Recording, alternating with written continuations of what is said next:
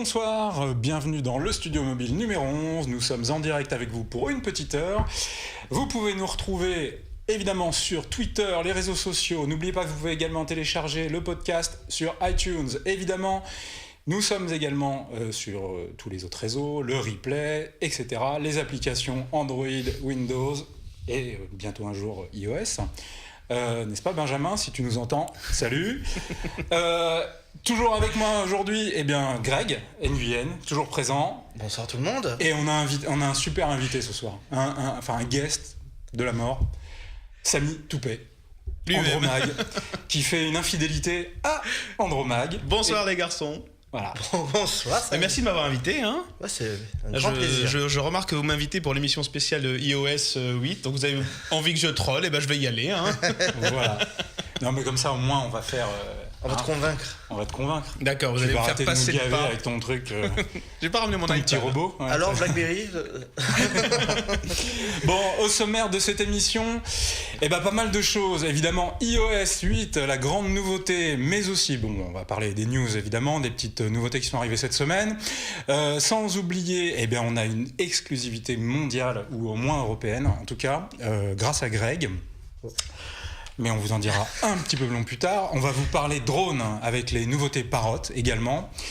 Et on va vous parler évidemment de mobile. Mais ça sera dans un instant.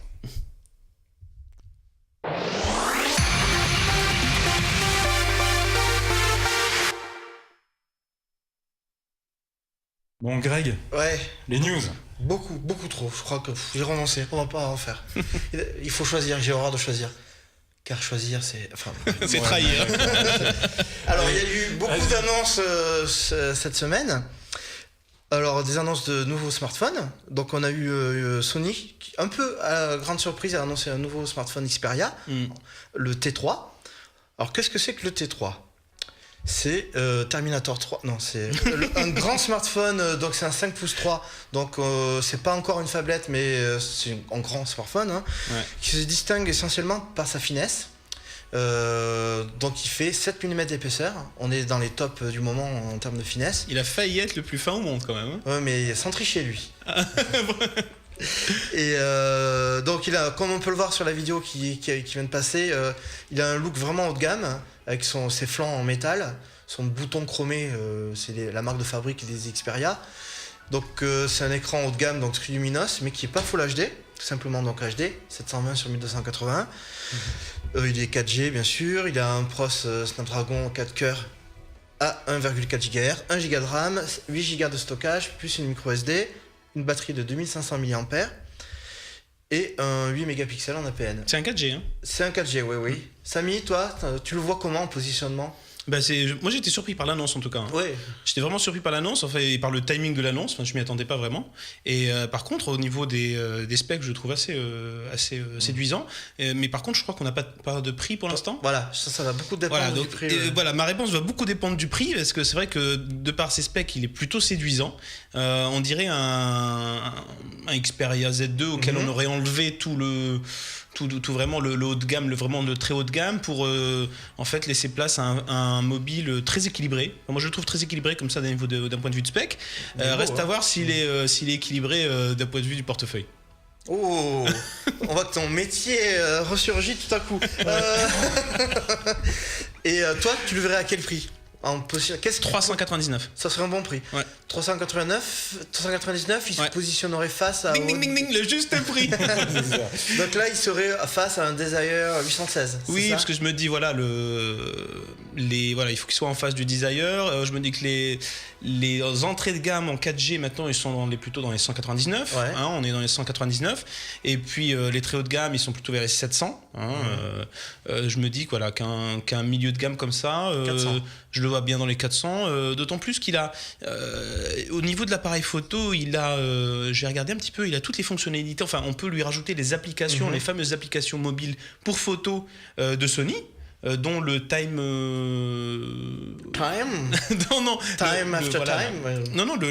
l'application de Sony, ça va me revenir, mais qui permet de faire de la rafale et de choisir la meilleure image.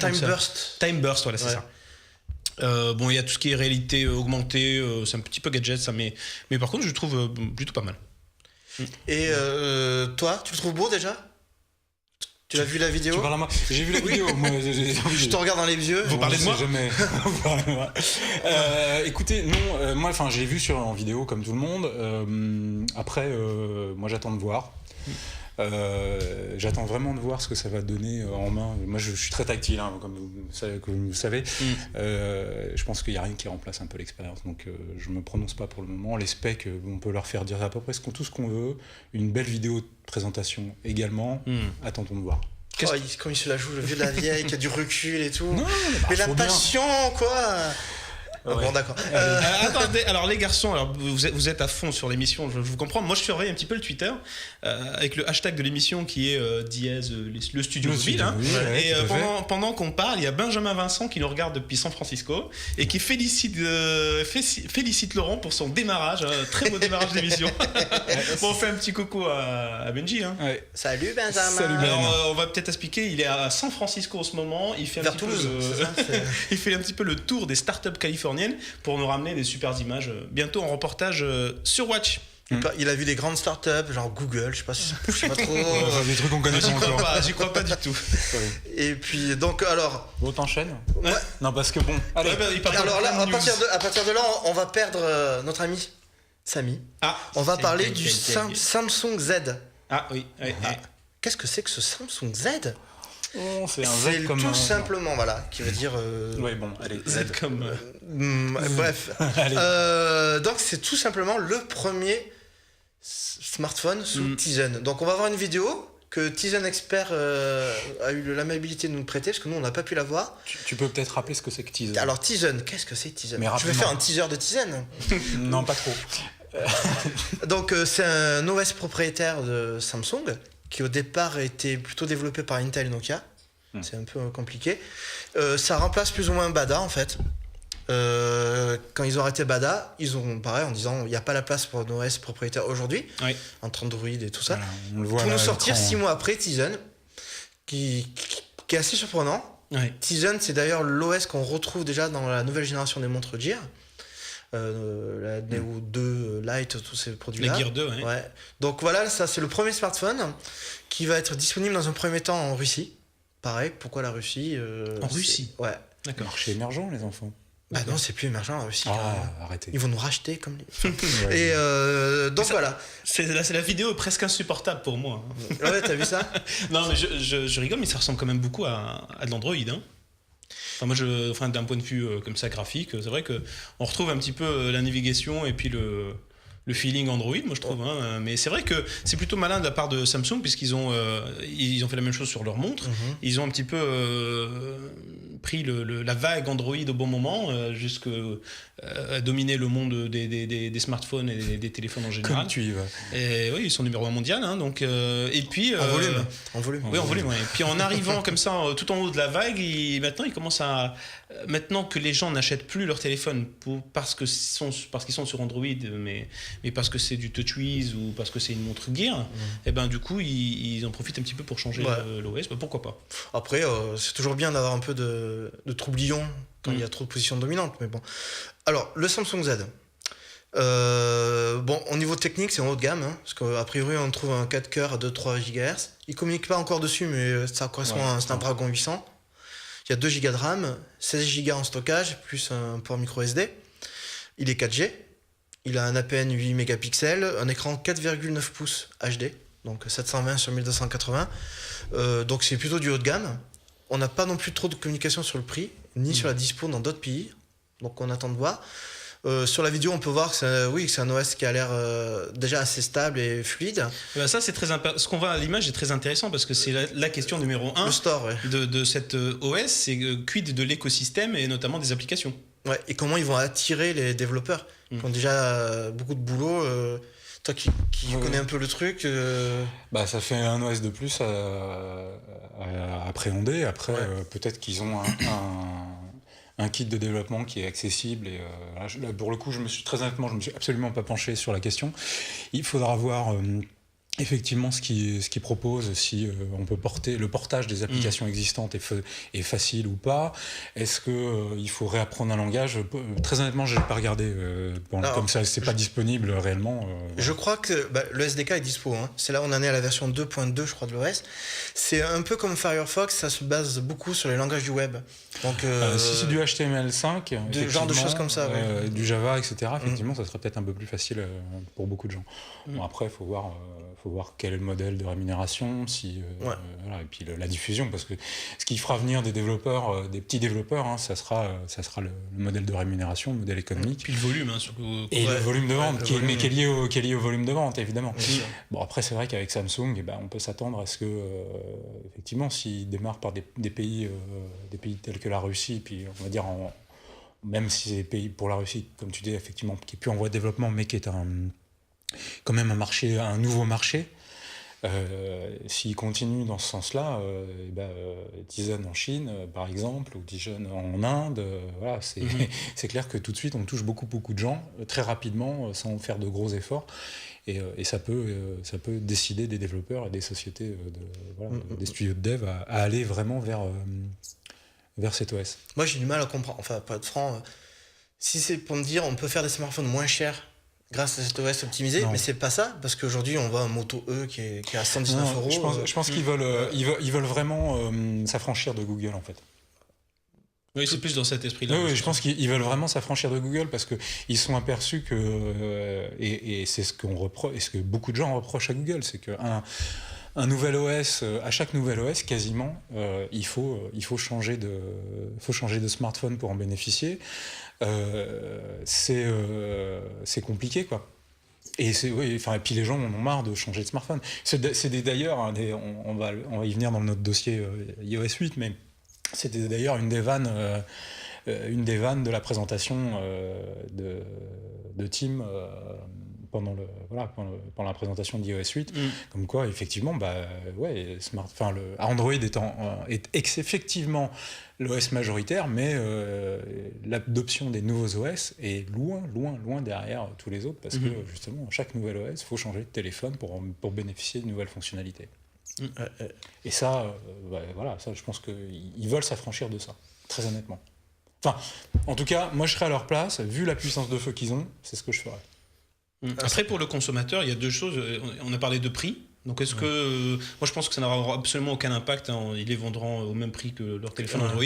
Et la deuxième question, c'est peut-être que techniquement, le fait de ne pas avoir de surcouche au-dessus d'Android, de peut-être avoir un OS directement Tizen de fond en comble, ça va peut-être améliorer la fluidité du téléphone. Enfin, on aura peut-être une interface plus légère qu'actuellement TouchWiz. Hein. Parce que là, ça ressemble un peu à un S5 quand même. Hein. Je sais pas si on voit à l'image. Oui. La barre de notification, c'est ça du S5. C'est exactement de l'Android. C'est un peu assez dingo. Au niveau des widgets aussi. Faut pas oublier qu'Android, c'est du Linux à la base. Hein. Sur lequel on rajoute des couches Java et des couches de scripts diverses et variées. Donc là, ils sont revenus juste à la base. Alors effectivement, les icônes et toute la barre de notifs, on peut le dire, est moche. Enfin, du moins, c'est pas stylisé, mais c'est qu'une question de police. Donc c'est des choses qui peuvent se régler.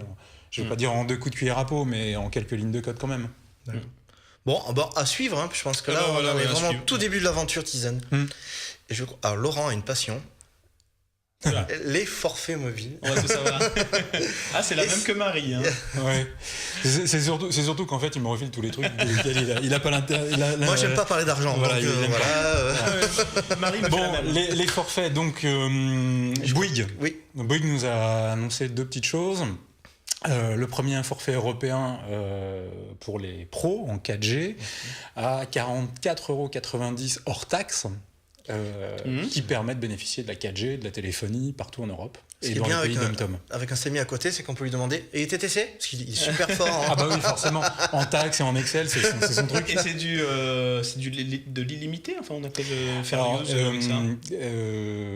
Il y a un fair use. Il y a un fair use, quand même. Il y a un fair use de, si mes souvenirs sont bons, de 300 mégaoctets. Ouais, d'accord. En Europe, ce qui est déjà pas mal. C'est par mois, j'imagine. Oui, tout à fait. Ouais.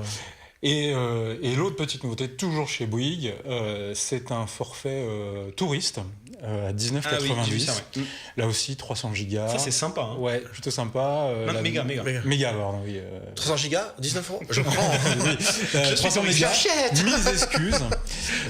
Oui, c'est moi. Non, 300 Ça, c'est très sympa, je mégaoctets. trouve, comme Et voilà, oui, c'est une bonne offre. Au moins, les gens arrêtent de se ruiner. C'est composé. Non, mais c'est vendu à une SIM et un forfait bloqué. Ouais. Voilà, non, je trouve que d'un point de vue accueil, il y en avait peut-être pas grand-chose qui était proposé pour les touristes quand ils arrivent dans l'aéroport. Nous, c'est notre première préoccupation quand on va à l'étranger, quand on arrive sur un salon. Toi, c'est trouver vite une carte SIM. Je vais vous dire la vraie préoccupation de Samy, trouver la plage naturiste de l'Escala. Parce que normalement, cet été, c'est la fin du roaming en Europe. Hein. Oui, normalement. Normalement. Si tout va bien. Oh, ils vont bien nous Moi j'ai posé mes congés en août circulaire, exprès. Moi j'ai posé mes congés en août. Je veux dire ça va passer en juillet. Mais normalement on y a droit cet été. Et du coup, les touristes arrivent, ils peuvent souscrire à ce téléphone, à ce forfait. Dedans, il y a une SIM. Il y a la SIM, oui. C'est une SIM et puis un forfait qui n'est pas. Il n'y a pas d'engagement. Comment ça dure? Non, c'est un forfait sans engagement qui est bloqué. On paye une fois. Ouais. On paye une fois. On paye une fois 19,90. Tout à fait. Et avec ça, on a une SIM et alors j'ai plus le détail. De la data, de l'appel et des SMS quoi. Ouais, c'est ça. Exactement. Bon, c'est vrai que nous, ce qu'on fait, on est un peu geek. On achète des SIM étrangères. Moi, ce que je fais, je sais, quand je suis en vacances. Mais parce qu'on a c'est ce que besoin de data. c'est ce que font la plupart des gens quand ils viennent à l'étranger. Moi, j'ai de la famille qui habite à l'étranger, qui vient régulièrement en France. Ils viennent, ils achètent. Clermont-Ferrand, c'est en France. Enfin, Oui, enfin. Malgré le redécoupage des régions, je crois que c'est encore en France. Il n'y a que toi qui viens dans le dessous de la Loire, hein, rappelle-toi. Non, parce que bon. Non. Non, mais oui, c'est intéressant. C'est clair que. Mais nous, on fait ça souvent, oui. Oui, nous, on est habitués. Mais si en arrivant dans un pays hôte, il y avait un forfait touriste comme ça, construit, ça serait super. Oui, clairement. Donc, je pense qu'on a fait le tour des actus. Ouais, je pense que là, on est bon. On est bon, on n'a rien oublié? Non. Ok. Allez. On y va. On passe à notre gros dossier. Le gros dossier. Et on vous retrouve, je crois, tout de suite après une petite transition.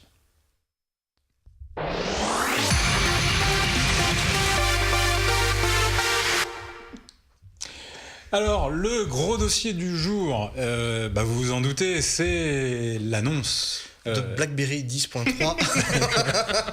Ça y est, Greg, on sait que tu as perdu toutes tes actions, c'est fini, tu peux faire une croix dessus. Il y a eu la 10.3.2. Ça fait rire Mathie en régie.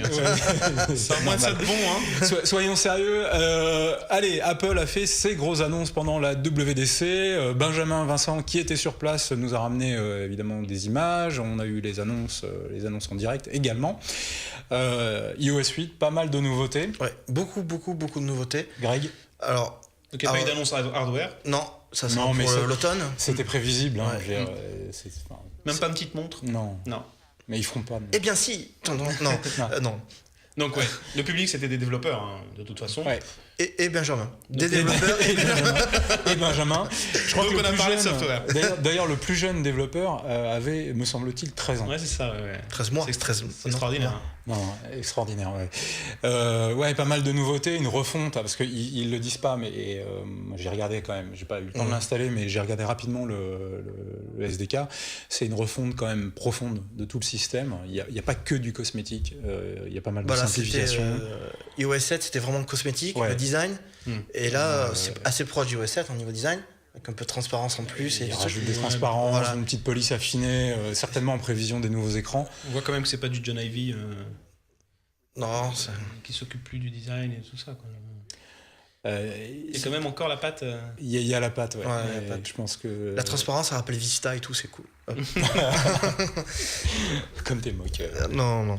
Bon, allez, le tour des nouveautés. Alors, déjà... comme d'habitude, ils commencent toujours par une petite série de chiffres, parce qu'ils aiment bien ça. Ah, oui. Ouais. Alors, le petit quart d'heure autocongratulation. Mine de rien, on se rapproche du 8 milliard d'appareils en circulation sous iOS. Là, on est à 800 millions. Il y a 500 millions d'iPhone, 200 millions d'iPad et 100 millions d'iPod Touch.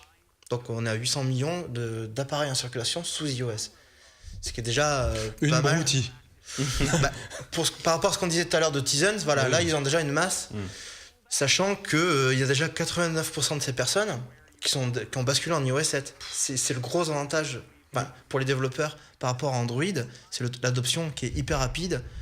Parce qu'Android, KitKat, je l'attends, mais non, parce que moi je l'ai acheté chez Orange. Alors mon Galaxy machin, la mise à jour va arriver dans 2 mois. Enfin, les surcouches opérateurs, les surcouches constructeurs. Donc déjà, il y a ce parc-là qui est énorme. Et c'est ce qu'on disait tout à l'heure. Oui, c'est exactement ce qu'on disait. Le fait de maîtriser l'OS, enfin le développement de l'OS et les évolutions matérielles en même temps, hardware, c'est fondamental. Ouais. Faut pas oublier, c'est quand même là-dessus, c'est ce qui fait le succès d'Apple depuis toujours. C'est cette maîtrise conjointe et parallèle de ces deux événements. Mais ça a un prix, c'est effectivement le fait que le système soit plus fermé.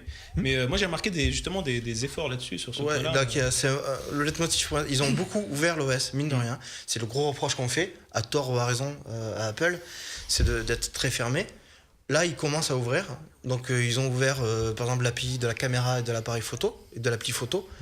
Donc, il pourra y avoir une interface pour gérer la caméra d'un développeur tiers. Pareil pour l'appli photo, on pourra installer des filtres issus payants ou non, issus d'autres fournisseurs qu'Apple. Il y a déjà beaucoup de développeurs qui ont dit qu'ils allaient là-dedans. On pourra installer un nouveau clavier, comme on peut faire sur Android aujourd'hui. Donc par exemple, SwiftKey, c'est quand même incroyable. SwiftKey que Samy doit bien connaître sur Android, a annoncé qu'ils allaient arriver sous iOS 8. Le clavier d'ailleurs en lui-même a été complètement refondu. Il y a de la suggestion de mots. Dis donc, comme sur Android aussi. Ça y est, tu trolls tout seul. Non, mais c'est... Alors bien sûr, ils disent que c'est plus intelligent que les autres systèmes. Voilà. Que c'est vachement plus intelligent, qui permet d'avoir vraiment des prédictions vraiment sûres et fiables. Donc c'est marrant, ça fait penser un peu à ce qu'on trouve depuis quelques années sur des OS concurrents. Non mais en même temps, attendez, je vais encore prêcher pour le bagarre. Non, mais effectivement, tout le monde va croire que je prêche pour la bonne parole chez Apple. J'ai pas d'action, je le précise tout de suite. Ils ont quand même été copiés depuis le début par tous les autres. Au bout d'un moment, c'est pas étonnant non plus qu'ils prennent ce qu'il y a de bon chez les autres, alors que les autres se sont pas gênés pour le faire chez eux. C'est même étonnant qu'ils aient attendu aussi longtemps, en fait, c'est ce qu'on dit. Ça fait combien 4-5 ans qu'il y a des claviers alternatifs chez les autres OS, mais pas sur iOS, quoi. On pouvait pas changer le clavier, simplement. Très honnêtement, est-ce que tu penses vraiment que les utilisateurs iPhone, lambda, enfin non geek, s'attendait à vouloir changer les claviers? Moi, très honnêtement, j'y crois. Moi, c'est plus la prédiction. Hein. Non, ça c'est autre chose. Voilà, c'est plus la prédiction prédictive, c'est une autre histoire. Ouais, c'est juste la mais le fait de pouvoir mettre un clavier personnalisé de chez Tartampion, franchement. Non, mais un clavier qui apporte la prédiction. Tu vois. Oui, d'accord, mais c'est surtout ça. Alors que l'écriture en swipe, les prédictions, tout ça, ça a tellement avancé les claviers ces dernières années. Donc c'est plutôt une bonne chose. Enfin, je trouve ça plutôt. Moi, il y a beaucoup de signes positifs dans cette conférence. Il n'y a pas beaucoup de nouveautés, mais il y a beaucoup de signes positifs. C'est ce que j'en ai retenu. Il y a plus de nouveautés Il y a des nouveautés qu'on que voit la conférence ne l'a laissé voir en fait. Il y a les notifications interactives aussi que j'ai beaucoup aimé moi. Oui. Laurent. Oui, bien sûr. Bah ça c'est un des trucs. C'est un des trucs vraiment intéressants et intelligents. L'application mail aussi, avec il y a plein de nouvelles options intégrées. On le voit d'ailleurs à l'écran en ce moment. Voilà, on voit Craig Federighi, j'ai peur de mal prononcer. Qui arrive à qui enfin évolue vers quelque chose de plus sérieux. Mais je pense très clairement, ils veulent cibler ce qui leur manquait jusqu'à présent. C'est l'entreprise, très clairement, c'est ça qui est. Il y a un gros focus sur l'entreprise, gros focus. C'est la compatibilité avec Exchange, c'est toutes ces choses-là qui sont mis en avant en réalité. Et qui sont mises en avant. Non, qui sont pas mises en avant, mais qui sont derrière tous ces effets cosmétiques. C'est l'utilisateur professionnel qui J'ai eu l'occasion de discuter avec la personne en France qui s'occupe de l'entreprise chez Apple. Ouais. C'est vraiment pour eux un point vital. Ils pensent qu'ils ont quasiment arrivé au bout, peut-être dans le grand public, en termes de part de marché ou de choses comme ça. Peut-être, c'est un relais de croissance, peut-être. Mais c'est vrai qu'ils sont à fond dans l'entreprise. Alors, qu'est-ce qu'il y a eu d'autre comme annonce? Il y a eu beaucoup de choses. Le iCloud Drive, dis donc. Ça rappelle pas un peu le e-disque d'il y a quelques années, ça? Oui, un petit peu, oui. Donc, il y a du cloud. Au sens... il y avait déjà iCloud. iCloud ne permettait pas de stocker ce que tu voulais. C'était... des photos. C'était des applications bien spécifiques. Là, il y a stockage pur et dur. Il y a un truc où ils vont chasser sur les terres de Dropbox et consorts. C'est que là, dans l'application de mail, puisque voilà, c'est quand même un truc qui se sert beaucoup sur les smartphones, faut pas l'oublier, plutôt que d'envoyer des mails super lourds avec des photos qui n'arrivent jamais, ou des vidéos, on a eu le cas aujourd'hui, là tu vas les envoyer via le cloud et de manière complètement transparente. C'est ça qui est surtout nouveau. Il n'y a pas besoin de créer un lien, ça va se faire automatiquement. Et ça va tuer les transferts, etc. Disons que Apple, ils avaient voulu racheter Dropbox. Et Dropbox avait refusé l'offre pour $1 milliard, je crois, un truc comme ça. Ils se vengent bien. Parce que c'est 5 gigas gratuits. Dropbox, c'est 2 gigas, je crois, l'offre gratuite. Et après, c'est 20 gigas pour $0,99 par mois. Donc ça reste des offres assez intéressantes. Et on passe à 200 gigas pour $4 par mois. Après, je pense qu'il y a $4 chez Apple, c'est 5 €, c'est ça. On ne sait pas encore le prix. Comme chez tout le monde. Donc c'est la parité euro-dollar net. À cause de la TVA, voilà. Donc il y a un gros travail sur la photo. Oui, aussi, oui. Donc, photo, Donc il n'y a plus la limite des 1000 photos dans le flux photo d'iOS. On peut aussi sauvegarder la photo dans sa résolution native, donc full size. On peut, avec les filtres ou sans les filtres, on a les deux. Donc c'est non destructif, c'est ça? Oui, c'est ça. Donc il y a beaucoup de choses sur la photo. Qu'est-ce que tu as retenu, toi, de... le partage familial. Ah oui, le partage familial. C'est-à-dire qu'on achète une application pour toute la famille. Enfin, jusqu'à 5 une limite. 6 personnes. Alors, jusqu'à 6 appareils. 6 comptes, c'est ça? 6 comptes différents. Alors, dans le communiqué de presse officiel, il parle de 6 personnes différentes. Mais ce qui revient à 6 appareils. Il doit y avoir une limite en nombre d'appareils aussi. Si madame a un iPhone et un iPad, est-ce que ça compte pour une personne ou pour deux? Non, ça comptera pour une personne si le compte est le même. D'accord, a priori, donc c'est bon. C'est pas une question d'appareil, c'est vraiment deux personnes. C'est vraiment... jusqu'à présent, de toute façon, on pouvait retélécharger avec un appareil dont, par exemple, une SIM, un iPhone n'est pas le même. Si tu rentres un ID différent dans l'Apple ID, tu vas télécharger et mettre à jour tes applications sur l'appareil et ta personne se retrouve avec tes applications, les applications correspondant au compte. Les applications du compte. Donc en fait, ils ont fait que simplifier le partage en réalité des applications qu'on faisait autrement. Qu'on faisait autrement. Donc je reviens sur la photo. Donc ils ont vraiment tout repensé. L'appli photo. Il y a plein de nouveaux filtres, on peut vraiment affiner ses réglages. Il y a un mode, je crois, qui s'appelle Smart Composition, qui recadre automatiquement, qui fait une sorte de cropping, mais optimal. Enfin, il y a vraiment beaucoup de choses sur la photo. Il y a un gros travail, mais il faut qu'on parle aussi d'un truc qui sort un peu, entre guillemets, un tout petit peu de la mobilité. C'est qu'en réalité, c'est fait pour accompagner l'évolution de l'OS Mac. Qui a fait l'objet du début de la conf. Voilà, qui a fait l'objet de tout le début de la conf. En fait, c'est une fusion, c'est vraiment une fusion des deux OS. Voilà. Enfin, vraiment une fusion. C'est pas vraiment une fusion, mais c'est fait pour permettre le maximum de fusion entre les deux OS et l'utilisation, de simplifier l'utilisation d'un appareil à un autre. Il y a le partage d'écran. Comme on peut faire aujourd'hui avec AirPlay, c'est ça l'application? Avec l'application AirPlay. Maintenant, on pourra partager l'écran.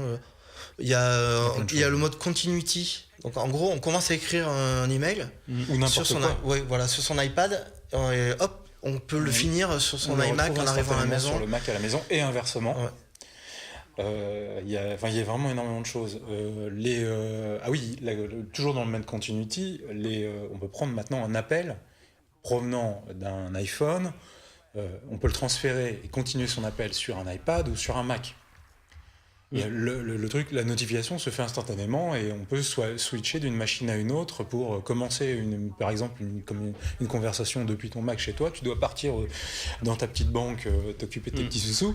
Tu vas continuer sur ton iPhone ou sur ton iPad parce que tu l'as dans la main, etc. et swapper de l'un à l'autre de manière continue sans... Mais en pratique, ça sonne partout en fait. Alors non, ça sonnera pas partout. Tu pourras transférer manuellement le transfert d'appel. Parce que le sonner partout, c'est ce qui se fait aujourd'hui sur FaceTime. Mais là, c'est un transfert d'appel, c'est un petit peu différent. D'accord. Parce que là, c'est vraiment l'appel GSM, c'est pas l'appel uniquement FaceTime via Internet. Par data, Voilà. Donc là, il y a une D'ailleurs, j'ai vu qu'on avait accès... pour moi, en tout cas, c'est un des trucs les plus intéressants qu'ils aient fait. Il y a aussi AirDrop qui marche maintenant oui. entre iOS et macOS. Donc AirDrop, ça peut... Ça, c'est la blague. quand même. Ça aurait dû être dès le départ et ils l'ont jamais fait. Et c'était donc d'un clic dans le menu, tu peux envoyer une photo. Jusqu'à présent, c'était d'appareil iOS à iOS. Et de même génération. Et sur le même réseau Wi-Fi. Et sur le même réseau, oui. Maintenant, on peut envoyer vers macOS. Donc c'est vachement bien ça. Ils ont repensé totalement l'App Store aussi. Pour qu'il soit plus facile, parce que c'est toujours pareil, il y a tellement d'applications, les gens s'y retrouvaient plus. Il y a deux choses vraiment dans l'air du temps, c'est la domotique et la santé. Donc là-dessus, ils ont proposé HealthKit, qui est une sorte de bibliothèque pour les développeurs, qui lie à une application. En gros, tous les développeurs de bracelets connectés, de trackers d'activité, tout ça, voire plus, ça peut aller aux appareils pour mesurer le cholestérol, ce genre de choses. Médical, ouais. Voilà. En réalité, ils ciblent vraiment le médical pur. Plus que le tracker simple. Le tracker de contrôle pour le moment. Non, là c'est fini. Ils cherchent vraiment à aller adresser un marché. Encore une fois, ils s'adressent aux pros. Ils veulent aller chercher les hôpitaux, les médecins, la médecine connectée.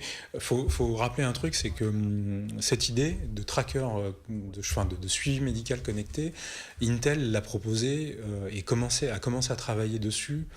Je vais pas te dire une bêtise, mais au minima depuis 2004, si c'est pas avant. Tout simplement pour diminuer les frais d'hospitalisation, pour pouvoir hospitaliser les gens chez eux, pour du confort, pour plein de choses comme ça. Donc ça remonte à déjà très très longtemps. Et aujourd'hui, à l'époque, il n'y avait pas les réseaux qu'on a aujourd'hui.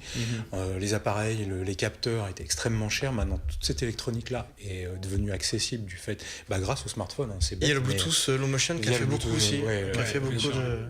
Je crois que Léonard de Vinci avait eu l'idée aussi. L'eau consommation, oui, il a eu plein d'idées. En bois. Donc, en fait, ils cherchent vraiment à aller vers les pros. Plus que. Voilà. Alors après, le problème, c'est quid de la base de données et qui va pouvoir faire quoi, parce que du coup Apple va tout centraliser et c'était un peu la question qui se posait à droite à gauche. Je crois qu'il y avait la possibilité d'envoyer directement un rapport médical à son médecin. Donc des capteurs reliés à un appareil iOS, ça peut être le rythme cardiaque, le sucre dans le sang. De sécurité aujourd'hui de tes données, aujourd'hui c'est tes données d'activité, savoir si tu es bien au marché quand tu dis que tu vas faire le marché. Là ça va plus loin et il faudra être vraiment très très très prudent, je pense, avec ce qu'on fait des données et ce qu'on y met et ce qu'on y met et comment on les y met. Et ils ont fait la même chose pour la maison. Alors c'est plus intéressant. Je pense. C'est une nouvelle version en fait, ils ont un truc, j'ai trouvé ça très intelligent de leur part. En fait, ils vont juste donner un kit software, un accès software, et ils vont donner des bases de développement à tous les développeurs et surtout les constructeurs d'appareils domotiques qui voudront bien intégrer cette technologie-là. Il y en a qui l'ont déjà fait, d'ailleurs. Il y en a qui l'ont déjà fait. Netmo qui tout à fait. Qui est déjà compatible, Weezing, etc. Les gros sont déjà... Les gros sont déjà prêts, mais justement, c'est très très malin de leur part. Encore une fois, ils prennent zéro risque. Ils prennent zéro risque. Ils vont être suivis, parce que je pense que si tu voudras être vendu dans un Apple Store, avoir le petit iPod Med et iPhone Med, il faudra être compatible. Et rappelle-nous combien d'appareils sont déjà vendus? 3. Non. Non, 800 millions. 800 millions. Ouais. Et ça n'inclut pas les Mac qui seront évidemment tous compatibles avec ce truc-là. Voilà. Et donc, alors, dans les choses qu'on voit pas, il y a eu beaucoup de nouveautés pour les développeurs. Ouais, il y a un nouveau langage. Il y a carrément un nouveau langage de programmation. Nouveau langage, Swift, l'hirondelle en français, si mes souvenirs sont bons. C'est un peu le logo du truc. En gros, c'est une grosse évolution. Je pense que c'est dommage, on n'a pas pu avoir de développeurs avec nous sous iOS et spécialistes de ce truc-là. Mais en gros, ça simplifie par 3 le code. D'accord. Parce existant. Que la syntaxe a l'air un petit peu bizarre. Non, la syntaxe, en fait, elle est très proche de... Point d'interrogation dans tous les sens. Ouais, mais c'est des trucs de codeur. Un codeur te dirait Walou, c'est comme une balise HTML. Là, tu lui simplifies la vie, tu lui enlèves 3 lignes de code, il n'a plus qu'une ligne à faire. Voilà. C'est pour aller développer plus vite ou pour que les applis soient plus... C'est les deux, en fait. C'est les deux. C'est à la fois pour simplifier la vie des développeurs. D'ailleurs, ils vont pouvoir coder un programme avec moins de lignes, donc forcément plus vite, avec moins d'erreurs dedans. Donc moins de boucles redondantes sur des facile appels. à maintenir, C'est beaucoup plus facile à maintenir, il y a moins d'erreurs, ça sera moins consommateur en termes d'énergie. Et c'est gratuit? Comment ça se passe? Oui, c'est gratuit. C'est un langage qui est mis à disposition des développeurs. Qui est mis à disposition, d'ailleurs, tout le langage, et je crois, j'ai téléchargé le truc très honnêtement sans le lire, mais tout l'aide de développement est déjà disponible sur ebook. D'accord. On peut déjà, entre guillemets, s'auto-former. Ça, c'est complètement dingue. C'est un nouveau langage, quoi. C'est c'est une évolution. Enfin, c'est basé sur ce qu'ils font D'accord. depuis le début, donc sur le C++, le Cocoa, etc. Et ils ont fait un beau focus aussi sur le jeu. Ah là, j'essaie de retrouver Samy. Hein. Donc, parce que je sais que tu adores ça, le jeu. Ouais. Donc ils prennent en charge les toutes dernières versions d'OpenGL. Ils ont des kits de développement un peu spécifiques pour chaque type de jeu. Ils ont un type pour la 2D. D'accord. Un kit vraiment pour la 3D, vraiment si tu veux de la qualité des graphismes de malade. Et ils ont pas mal d'accent sur le jeu. Ils veulent aller chercher, tous les éditeurs qui sont un peu en désuétude. Aujourd'hui, le PC, les consoles, machin, le mobile, il n'y a plus rien sur mobile, à part des jeux pour mobile, mais c'est pas suffisant. Et les consoles portables se portent pas très bien, je crois, Samy. Donc, c'est pas un marché. Disons que Nintendo ne se porte pas très bien, du coup. Les consoles portables, non, c'est vrai que. Ta PS Vita, alors. Pour le coup, je suis pas spécialiste du truc, mais est-ce que Sony fait toujours une console La Vita. Ouais, la Vita. Mais elle a pas évolué. Non. Il y a la Slim qui sort cet été en France. Mais les chiffres sont pas énormes, quoi. Les chiffres sont pas énormes. Et du reste. Ça se passe beaucoup mieux au Japon. Mais c'est vrai que moi je pense que Apple est tout simplement dans la même philosophie que d'habitude, c'est-à-dire de mettre en place des nouveaux outils pour simplifier la vie et séduire d'autant plus les développeurs. Et je crois qu'on l'a pas évoqué, mais il y a un chiffre complètement dingo sur le nombre de développeurs inscrits. Il y en a 9 millions, je crois. 9 millions de développeurs, c'est un pays, quoi. Donc c'est vrai que donc c'est tout le temps dans la même philosophie de séduire les développeurs pour les faire venir le plus possible vers iOS. Toujours pour ces développeurs, c'est 4000 nouvelles API. Alors les API, c'est des petits morceaux de programme qui permettent de développer, justement d'utiliser... De faire communiquer entre eux des bouts de l'OS, quoi. Des bouts de l'OS et des bouts de l'hardware, surtout. Ouais. Donc l'utilisation des fameuses applis médicales, tout ça pour... Et un truc qu'on n'a pas dit aussi, c'est que maintenant il sera possible de partager des éléments entre applications. Oui, c'est ça. Alors, c'est pas de partager des éléments, c'est d'utiliser des fonctionnalités d'autres applications. D'accord. Ce qui était complètement impossible jusqu'à présent. Oui. C'est avec le bac à sable, c'est ça. Le sandbox, c'est ça. Ouais. Alors le sandbox, c'est autre chose. Ça va te permettre de pouvoir vérifier le bon fonctionnement de tes applications. Alors, jusqu'à présent, il fallait écrire un programme dans la totalité et le faire tourner, ou de faire tourner au moins une partie pour vérifier que tout allait bien. Là, tu vas pouvoir faire tourner quasiment que des morceaux de programme pour voir si la réponse graphique est correcte. Ouais. Et ça, c'est une grosse évolution, ça. 4000 nouvelles API. C'est énorme, c'est énorme. Donc le timing, c'est à peu près le même que d'habitude, en fait. C'est-à-dire qu'il le montre maintenant, en juin.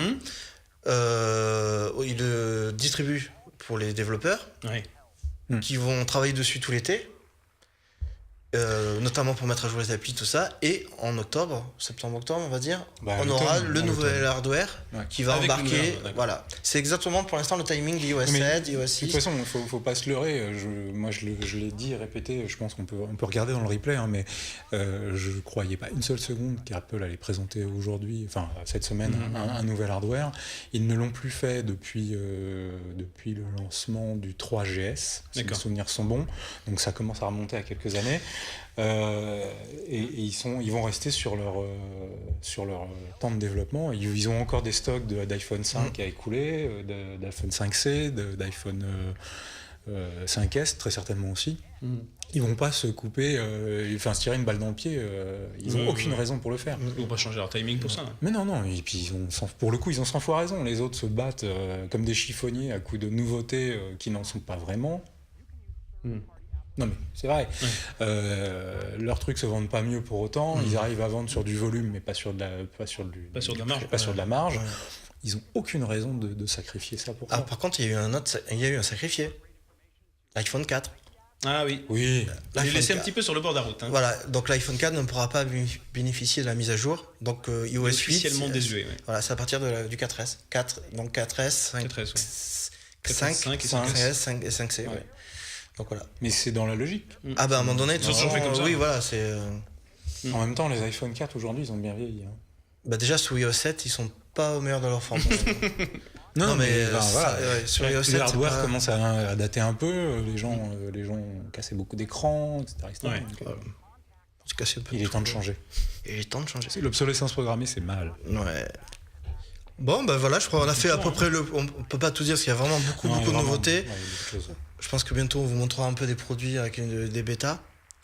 Je pense que la prochaine fois, oui, on va essayer de vous faire une petite capture des bêtas qu'on a installées. Oui, puis je pense pour plus de détails, il y a toujours le replay de lundi de la keynote sur Watch, qui est disponible sur Dailymotion et YouTube. Donc on peut revoir la conférence, les 2 heures de conférence. C'était le moment corporate de Samy. Voilà, c'était une petite intervention corporate. Et n'oubliez pas de nous suivre. Voilà, bon, on va passer à la petite exclue, la grosse exclue, l'énorme exclue. On respire, on prend 2 minutes pour respirer. On prend une petite respiration et... Allez, on y va. À tout de suite.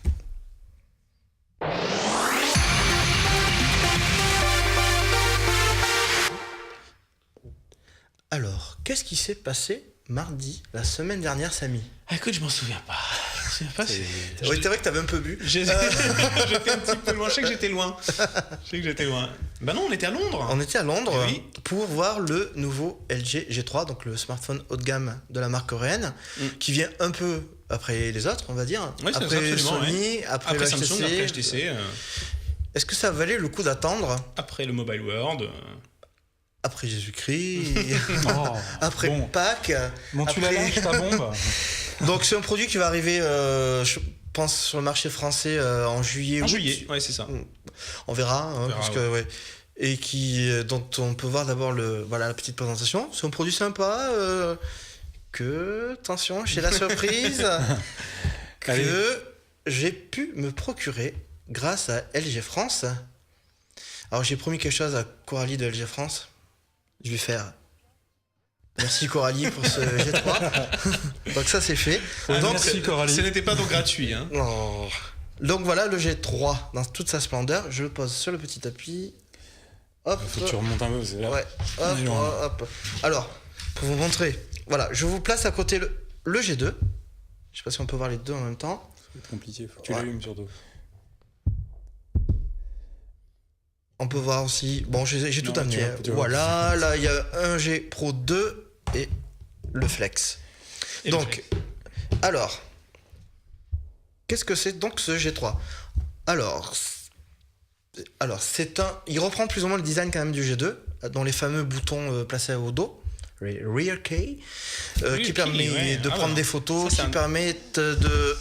Voilà, je vais le montrer. Hein. Voilà, qui permettent de prendre des photos, de gérer le volume, le zoom quand on est en mode photo. Tu veux peut-être montrer celui de l'autre. Voilà. C'est ce qui permet effectivement d'avoir une face, enfin les côtés qui sont complètement dépourvus de boutons. Voilà, il est biseauté, ce qui facilite la prise en main, selon des analyses très poussées.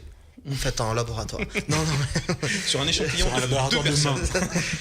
Et donc, grosso modo, c'est à peu près le même design. Il présente un écran plus grand. Donc on est passé à 5,5 pouces, alors que le modèle précédent était en 5,2. Oui. Mais le petit savoir-faire de LG en matière d'écran fait qu'ils ont pu proposer un produit avec un bezel très très fin. Et finalement, il n'est pas si grand que ça. Pour nos lecteurs qui ne parleraient pas comme toi le siamois appliqué, un bezel. Le bezel, c'est une petite pâtisserie allemande. Ah non, ça c'est le bretzel. C'est les bords morts de l'écran. En gros, c'est le cadre de l'écran. Ce qui ne sert théoriquement à rien. Le bord noir. Voilà, c'est la distance qu'il y a entre le bord du téléphone et puis le début de l'écran. Voilà, la surface vraiment d'affichage utilisable. Donc, alors finalement, j'ai pris mon petit double millimètre. Voilà. C'est même un pied à coulisses là, t'as dû prendre. Voilà. Et finalement, donc c'est un 5,5 pouces, donc qui était en gros une phablette il y a encore un an ou deux. Hein. Ouais. C'était et il mesure donc 146,3 mm sur 74,6 sur 8,9. 8,9 d'épaisseur. Voilà. Et 149 grammes. Et si on compare à par exemple un Xperia Z2 qui lui a un écran de 5,2 pouces, eh ben ce Z2 il est plus haut. Il est plus lourd. Plus épais déjà. Hein. Et non, il n'est pas plus épais, mais il est plus haut et plus lourd. Et si on compare Parce qu'il y a du verre, ouais. voilà, si on compare au HTC One M8, lui le métal, qui est lui un écran de 5 pouces, eh ben le 5 pouces, il fait exactement la même taille en hauteur et il est plus lourd. Donc finalement, hors tout, et il a plus de bezel. Hein. Voilà, c'est pas il est pas énorme. C'est même ça, c'est vraiment du savoir-faire. Hein. Le fait de vraiment loger un grand écran dans une taille compacte comme ça, c'est vraiment du savoir-faire. Donc voilà. Donc ceux qui s'attendent à avoir un énorme téléphone qu'on peut pas porter à l'oreille, tout ça, non. Là, on a vraiment un téléphone qui reste utilisable. Donc c'était déjà la grosse qualité du G2, qui a un 5,2 dans un encombrement de 5, on va dire. Donc là, on retrouve ça. Et cet écran, il a une petite qualité magique. Ouais. C'est le premier écran Quad HD. Le tout premier, oui. Donc le Quad HD, c'est quoi? C'est une résolution de 1440 sur 2560 pixels. Donc c'est pas du 4K, on est entre la 2K et la 4K en Exactement. gros. Ouais. Et ce qui nous fait quand même une densité de 538 points par pouce. Voilà. À la limite de ce que peut observer l'œil humain, je crois d'ailleurs. Voilà. L'œil humain, voilà. Ça pareil, il y a eu une polémique qui disait que ça servait à rien, que ça serait... On a vu beaucoup de choses là-dessus. Oui.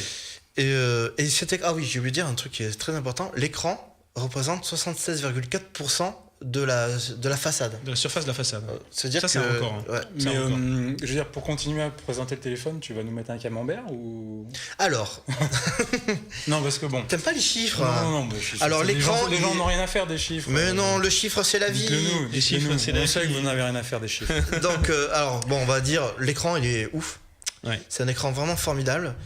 Enfin, c'est l'écran avec la meilleure résolution. L'écran ouf. Ouais, je parle jeune, j'ai des enfants. Ouais, je me disais aussi. Donc au-delà des chiffres, donc il est très lumineux, il y a des très bons angles de vision. Il y a quelques vidéos 4K qui sont installées sur celui-ci, c'est juste magnifique. Ouais. C'est juste magnifique.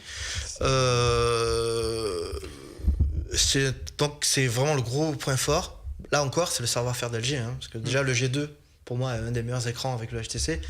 Donc, ils font des écrans assez formidables. Bon, vraiment, dans l'interface même Android, la différence de densité et de résolution ne saute pas vraiment aux yeux. Mais peut-être que ça va s'améliorer d'ailleurs plus tard. Mais c'est vraiment un très très bel écran. La résolution permet de faire entrer forcément plus d'icônes. Il est plus lumineux aussi. Voilà. Ils ont retravaillé les icônes d'ailleurs. Ils ont tout passé en flat design pour un petit peu respecter la tendance du moment. Voilà. Hein.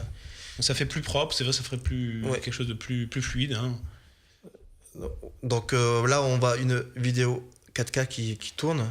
Donc allez. Bon, bref, c'est une belle exclusivité. Ouais. Et tu l'as utilisé un peu aujourd'hui ? Oui. Rapidement ? Ouais. Et il est donc tout à fait utilisable d'une main, contrairement à ce qu'on pourrait croire. C'est pas si gros que ça. Il fait de très très belles photos. Ce qu'il a une petite exclue en photo, le capteur est 13 mégapixels. Bon, ok. Les autres sont plutôt autour de 16 aujourd'hui. Mais il inaugure une nouvelle techno. C'est ça qui est important, hein, c'est que sa nouvelle quelque chose de nouveau qui se cache un petit peu sur la façade arrière. Hein. Voilà. On le voit là. Qui est ici, ce petit bitonio. C'est l'autofocus laser. Voilà, l'autofocus laser. Donc, comme on peut voir sur la vidéo, donc ça mesure de manière très rapide la distance qu'il y a entre l'appareil et l'objet qu'on va photographier. Et du coup, la profondeur de champ. Tout ça, c'est... Et ça permet donc de faire un autofocus très rapide. Ouais, 0,276 secondes. Donc c'est un peu mieux que le S5. Voilà, c'est ça qui est symbolique, hein, c'est qu'on est en dessous des 0,3 secondes, ce qui avait été annoncé pour le Galaxy S5. Voilà, c'est ça. Et du coup, un autofocus rapide permet d'éviter les flous. Enfin, beaucoup de flou, on va dire. Oui. Parce que voilà. Et en plus, il a une petite astuce, c'est à partir du moment où on lance l'appli photo, il commence à faire la mise au point tout seul. Il propose, je sais plus s'il y en a, enfin, il propose beaucoup de points de focus sur l'image, sur lesquels, et dès qu'on appuie sur ces points-là, la photo est prise instantanément. Voilà, c'est ça. Donc c'est vraiment un bon photophone, il fait des très belles photos. Au niveau hardware pur, c'est ce qui se fait aujourd'hui de mieux. Ouais. Donc en gros, on a le même Snapdragon que les autres. Un gros proc, on a 3 Go de RAM. 2 ou 3 Go, il y a 2 modèles. Suivant le modèle. Ouais. Voilà. C'est la puissance des PC qu'on avait il y a encore quelques années. C'est ça. Donc au niveau vitesse, il n'y a aucun souci à se faire. La batterie, c'est pareil. LG fabrique ses propres batteries. Alors déjà, on avait dit beaucoup de bien de la batterie du G2. Voilà. Donc là, c'est du 2940 mAh. Mais cette fois-ci, elle est extractible. Elle est amovible, ouais. Et du coup, c'était l'une des critiques du G2. Ouais. D'accord. Et on peut aussi maintenant mettre une carte micro SD. Parce qu'il y a 16 ou 32 Go, mais on peut mettre des micro SD de 128 Go dedans. Donc on est vraiment bon. Voilà. Il y a beaucoup de nouveautés aussi soft. Il y a un nouveau clavier hyper intelligent qui analyse vraiment ses habitudes pour proposer des prédictions super optimales. Il y a la possibilité de complètement mettre à zéro, de bloquer définitivement son téléphone si on vous le vole. Ça, c'est juste pour se venger. Donc beaucoup de nouveautés et il y a un nouvel haut-parleur plus puissant, mais il n'y en a toujours qu'un. Ça, c'est ma petite déception, personnellement. Et puis il y a quelque chose dont on n'a pas parlé, c'est cette finition métallique. C'est ça qui est très important quand même. Plastique métallique. Voilà, c'est le plastique métallisé. Alors c'est vrai qu'on le voit encore moins d'ailleurs sur la version blanche. Mais là, si je le tourne un petit peu, on voit la texture du dos, la texture aluminium brossé du dos, mais qui en fait. Alors j'ai lu plusieurs choses là-dessus. C'est vrai que si on enlève, je vais essayer d'arracher.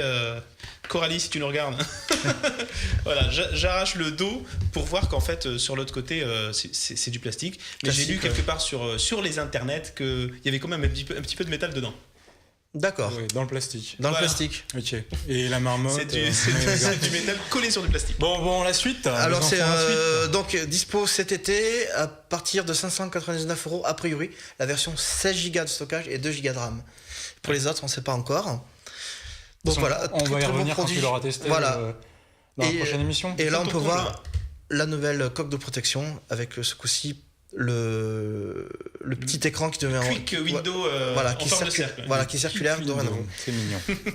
Voilà, tout ce qu'on peut vous dire pour l'instant. Donc on n'a plus le temps de tester à fond, mais on s'en dira plus écoute, je prochainement. D'accord. Je vais le tester puis je te rends. D'accord. Laurent, la suite ? Ouais. Non, Laurent Kong, pardon. Laurent la suite. C'est malin. Je crois que tu voulais nous parler très très brièvement parce qu'on est un peu à court de temps. Comme d'hab, on s'est étendu. Enfin, tu t'es étalé. Du HTC One Mini 2. Yes. Alors voilà, c'est le petit frère donc du HTC One M8. Hop, je l'allume.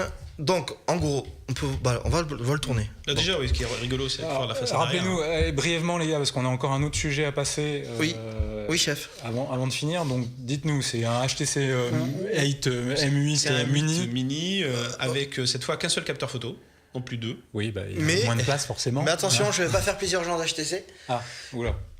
Il est pour moi meilleur en photo que le M8. Donc c'est un capteur de 13 mégapixels. Il y a plus de pixels. Voilà, mais il fait de très très belles photos. Du coup, ils ont remis un objectif à un capteur normal. Classique.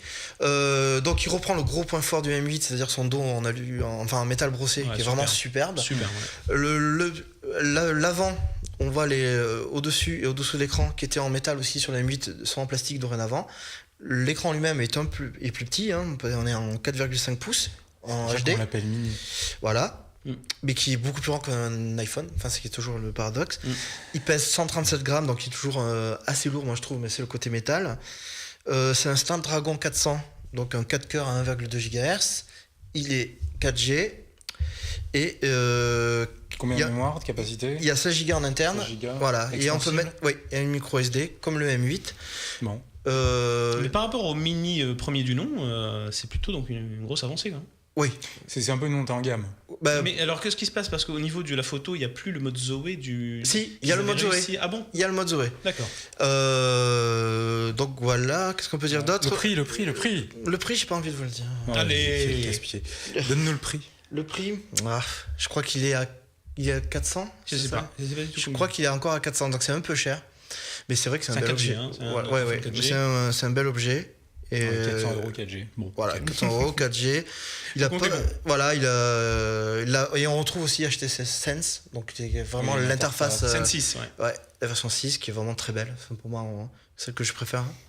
Et puis voilà, donc il devrait pas tarder à être dispo maintenant dans le commerce. Et c'est une nano SIM. Changez vos SIM. Ouais. Comme pour le gros. Ouais, pour le gros, voilà. Bon, logique. Alors Laurent nous a préparé un petit sujet. Sur les forfaits mobiles. Non, une analyse non. Blague à part, on va faire déjà une petite très très courte pause parce qu'on n'a plus beaucoup de temps, mais très très courte, et on se retrouve tout de suite avec un dossier sur les drones. Super vite.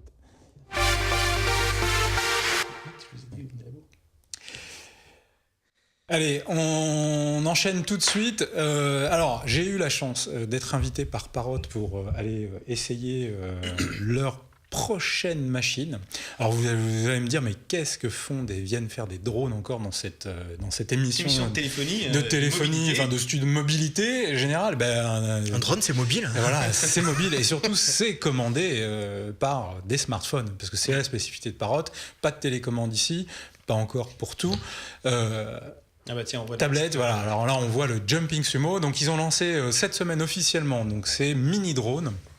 Donc, c'est des toutes petites machines qui font, pour celui que nous voyons, à peine une dizaine de centimètres. Qui est capable de sauter, de rouler, qui est commandé en Wi-Fi, qui offre le retour vidéo, et ça c'est plutôt marrant parce qu'il y a une petite caméra intégrée. On pilote par procuration. Il y a quoi comme portée ? Et la portée d'un Wi-Fi, une vingtaine de mètres. D'accord. Bon, grand maximum, hein, faut donc c'est pas un drone qu'on va lancer dans le ciel. Alors celui-là ne fait que rouler et sauter. Et filmé.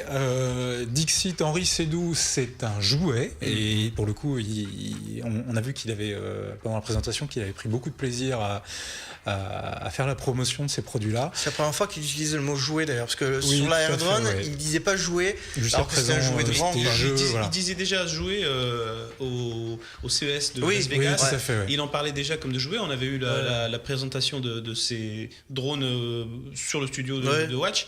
Et par contre, c'est la même version qu'on a vue à Las Vegas ou c'est une version mini? Je sais pas. Non, c'est la même version. C'est les mêmes qu'on a vu à Vegas. Simplement là, seulement là, c'est les versions définitives qui vont arriver dans le commerce d'ici quelques semaines. Voilà. On va passer. Alors là, c'était le Jumping Sumo. On en reviendra parce que je vais les avoir en test d'ici. T'as le prix ? Alors, oui, c'est à partir de 99 € pour l'autre version qu'on va voir qui vole, qui est la version que Mathis, qui est aux manettes, va nous montrer. Voilà. Toujours télécommandé. Donc ça, c'est un multirotor quadricoptère. Hein, il faut le dire tel que c'est pas un drone en tant que tel. Il est commandé à la différence de l'autre en Bluetooth. Il est capable de rouler, donc c'est le Rolling Spider. Ils appellent ça, c'est vraiment le truc fait pour les salmos, aller embêter la petite sœur et les parents. C'est tout petit, hein, ça fait à peine une dizaine de centimètres. À peine, même pas, je crois que c'est 8 cm. J'ai pas les dimensions exactes. Hein. Mais c'est un petit appareil marrant qui est très stabilisé, qui est un OS sous Linux, hein, là encore, qui se commande en Bluetooth. Il y a une caméra, il y a un sensor ultrason pour la stabilité, en plus de la caméra qui permet de prendre des petites photos comme on le voit à l'écran là. Vendu 99 €, je pense que ça va être un gros carton, parce que c'est très très facile, pour ce qu'on a pu voir. À 99 €, ça va être une boucherie à Noël. Alors, parce que le timing en plus, ils arrivent en fin d'année. Non, ils arrivent là. Là, ça arrive là tout de suite. Ça va être chouette pour cet été, pour occuper les mômes en vacances s'il fait un temps pourri. Voilà, bon, ça va être plutôt marrant. Alors 99 €. Pour les gens qui ne sont pas habitués au drone, c'est pas très cher, mais bon, il ne faut pas oublier qu'il y a des modèles chinois que je ne citerai pas ce soir, qui existent, qui sont beaucoup moins chers que ça, mais qui nécessitent... Et qui filment aussi Alors, qui filment aussi, oui, bien sûr.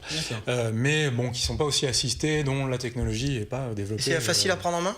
Alors, c'est extrêmement facile à prendre en main, c'est la particularité des drones de chez Parrot. Ils sont capables de faire des cabrioles, etc., avec de simples commandes. L'application est la même pour tous, donc c'est disponible sur iOS et Android, évidemment. Et c'est plutôt pas mal. On a fait une petite prise en main l'autre soir assez rapidement. Moi, j'avais eu la chance d'avoir touché un des produits de développement il y a quelques mois de ça. C'était plutôt déjà très bien fini. Les batteries sont amovibles, et interchangeables entre tous les drones. Par contre, il y a une toute petite autonomie. Je pense mais c'est normal. C'est de l'ordre de quelques minutes. Alors, c'est 5 à 6 minutes. 5 à 6 minutes. Mais en fait, moi qui ne connais pas très bien, je trouve ça vraiment très hardcore. C'est à la fois peu, à la fois très correct. 6 à 7 minutes, sachant que les batteries sont interchangeables, libre à toi d'en avoir plusieurs pour les changer. Les batteries sont à des prix. Ils n'ont pas donné les prix de mémoire, mais ça va être assez abordable. Non, mais on disait pour occuper les mômes, mais tu les occupes 5-6 minutes après. C'est plutôt toi qui t'occupes. Pendant 5-6 minutes, ils vont bien s'amuser. Voilà. Et très brièvement, la dernière vidéo, là, c'est ce à quoi j'ai eu le droit. C'est le Parrot Bebop. Voilà, c'est ce que vous avez à l'écran aujourd'hui. Mathis, tu peux le passer, plein écran. More thing. Ouais, One More Thing. Alors là, c'est le One More Thing pour Noël, en revanche. Là, c'est un prototype que vous avez à l'écran. Là, c'est la gamme au-dessus. La caméra est stabilisée via software. C'est un fisheye 2,7K dans lequel, pour la stabilisation, ils reprennent en fait qu'un cadre de 1080p. Ah d'accord. Et donc du coup, quand ça bouge, il crop le software et c'est encodé en local, voilà, ce que vous avez sur la machine. Et là, c'est qu'une version de développement. Alors c'est pas encore au niveau de ce qu'on espérait et de ce qu'on peut avoir comme résultat avec des machines qui sont des caméras stabilisées via un matériel, voilà. Oui. Non, mais même via des drones de loisirs, via ce qu'on appelle des gimbals, des nacelles stabilisatrices. C'est pas encore au niveau, mais ils ont encore 8 mois devant eux. Ça a été c'est très impressionnant. Voilà. Et ça, c'est pour Noël. Alors, et là, ça sera pour fin d'année. Ça remplace l'Air-Drone ? Fin d'année, ça remplace l'Air-Drone. C'est la nouvelle version de l'Air-Drone. D'accord. Bon, il nous reste que quelques secondes. On va remercier Samy de nous avoir tenu Merci Samy. Merci pour l'invitation. On a encore oublié de vous parler. On avait encore plein de trucs, des enregistreurs. Alors Philips et Olympus. Voilà. Bon, on en reparlera dans la prochaine émission. C'est pas grave. On a oublié de parler de BlackBerry 10. De BlackBerry, etc. On va y revenir très très rapidement. C'est promis. Dans la prochaine émission, on fera un truc BlackBerry et Voice Recorder spécifiquement pour nos deux passions. Vous allez péter les audiences. Moi, c'est les doubles décamètres. C'est les doubles décamètres. Je pense que là, on est bon. Et c'est le moment de vous dire au revoir. N'oubliez pas de nous retrouver sur les réseaux sociaux. Le replay, comme toujours. Samy, à très bientôt. À très bientôt. Dans Andromag. Greg, ciao. Ciao. À dans 15 jours. Dans 15 jours. Merci. Salut. Ciao. Ciao.